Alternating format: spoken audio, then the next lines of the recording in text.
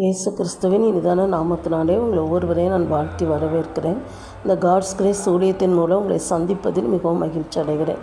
இந்த நாளிலும் கூட அந்த வார்த்தையை கேட்குறவங்களுக்கு ஒரு அன்பான ஒரு வேண்டுகோள் என்னென்னா, இந்த மெசேஜ் 20ஆம் தேதியோட அந்த லிமிட் முடிஞ்சிருந்ததுனால எனக்கு குரூப்புக்கு அதற்கு மேலே போட முடியல. நீங்கள் டெய்லி இந்த வார்த்தையை கேட்க விரும்புகிறீங்கன்னா நீங்கள் சப்ஸ்கிரைப் பண்ணிட்டீங்கன்னா உங்களுக்கு மற்ற அந்த 10 நாட்கள் என்ன செஞ்சிடும், உங்களுக்கு அந்த வார்த்தையை கேட்குறதுக்கு வசதியாக இருக்கும். தொடர்ந்து இந்த ஊழியத்துக்காக நீங்கள் என்ன செய்யுங்க, ஜெபம் பண்ணுங்கள். ஜெபத்தோடு கேளுங்க, நிச்சயமாக ஆண்டவர் உங்களை ஆசீர்வதிப்பார். அப்படி நம்ம இந்த நாளிலும் கூட ஒரு வேத வசனத்தை நம்ம தியானிப்போம். யோனா தீர்க்கதரிசியின் புஸ்தகம் 2ஆம் அதிகாரம் 2வது வசனம். என் நெருக்கத்தில் நான் கர்த்தரை நோக்கி கூப்பிட்டேன், அவர் எனக்கு உத்தரவு அருளினார். நான் பாதாளத்தின் வயிற்றிலிருந்து கூக்குரலிட்டேன், நீர் என் சத்தத்தை கேட்டீர். இந்த வார்த்தையை நம்ம வாசிக்கும்போது யோனா ஒரு தீர்க்கதரிசி. இந்த தீர்க்கதரிசி அவர் ஆண்டவரை நோக்கி அவர் கூப்பிடுறார். நெருக்கத்தில் நான் கர்த்தரை நோக்கி கூப்பிட்டேன், பாதாளத்தின் வயிற்றிலிருந்து கூக்குரலிட்டேன், ஆண்டவரின் சத்தத்தை கேட்டார்னு சொல்லி அவர் என்ன செய்கிறாரு சொல்கிறத பார்க்குறோம். நம்ம எங்கே இருந்தாலும், பூமியின் கடையாந்தரத்தில் இருந்தாலும், நம்ம பாதாளத்தில் இருந்தாலும் கர்த்தர் நம்முடைய சத்தத்தை கேட்கிற ஒரு தேவனாய் இருக்கிறார். இந்த யோனா ஒரு தீர்க்கதரிசியாக இருந்தார். அவர் கர்த்தருடைய வார்த்தை உண்டாகுது, நீ நினிவேக்கு போய் என்ன செய்ய, அதற்கு விரோதமாக பிரசங்கி, அந்த ஜனங்களுடைய பாவம் என் சமூகத்தில் எட்டுது, இன்னும் 40 நாள் தான் நினிவே கவிழ்க்கப்பட்டு போகும்னு சொல்லி ஆண்டவர் பிரசங்கம் பண்ண சொல்கிறார். அப்போது இந்த யோனா அந்த ஆண்டவருடைய விருப்பத்தை நிறைவேற்றாமல் தர்சிஸ்க்கு போகிறார். ஏன்னா ஆண்டவர் சொல்லுவார், அதுக்கப்புறம் மாறிடுவார் அப்படின்னு சொல்லி தர்சிஸ்க்கு போகிறார். அப்படி வேறு கப்பலில் அவர் போகும்போது அங்கே கடல் பிரயாணத்தில் பெரிய பிரச்சனை வருது, கொந்தளிப்பு. அது நிமித்தம் இவரை கடலில் தூக்கி போடுறாங்க. அங்கே ஆண்டவர் இவரை விழுங்குறதுக்காக ஒரு பெரிய மீனை ஆயத்தம் பண்ணார்.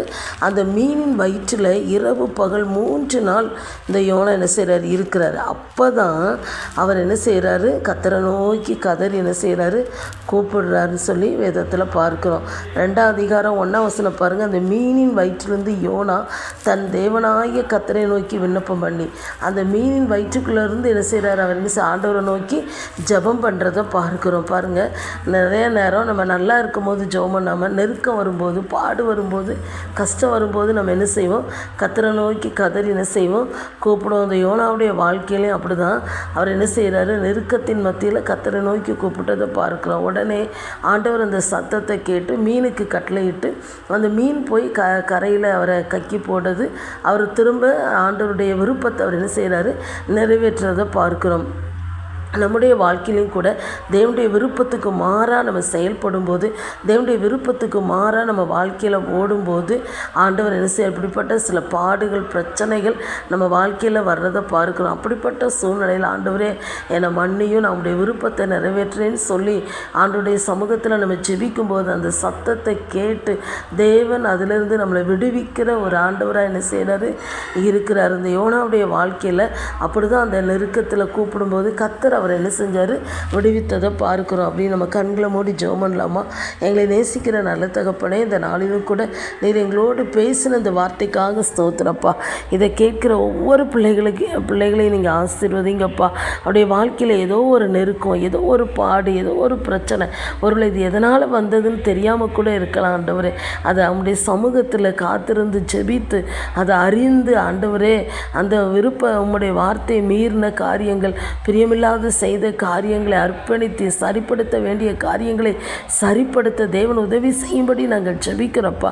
அவருடைய நெருக்கத்தை மாற்றி விசாலத்தில் நிறுத்துங்கப்பா. அதிலிருந்து ஒரு விடுதலை கர்த்தர் கொடுக்கும்படியாக ஜெபிக்கிறோம். அவருடைய கண்ணீரை துடைக்கும்படியாக ஜெபிக்கிறோப்பா. அப்படிப்பட்ட பிள்ளைகளுக்கு நீர் மனம் இறங்கி உதவி செய்யும்படியாக நாங்கள் ஜெபிக்கிறோப்பா. நீங்கள் அப்படி செய்ய போகிற கிருபைக்காக ஸ்தோத்திரம். இயேசுவின் நாமத்தை ஜெபிக்கிறோம் நல்ல பிதாவே, ஆமென்.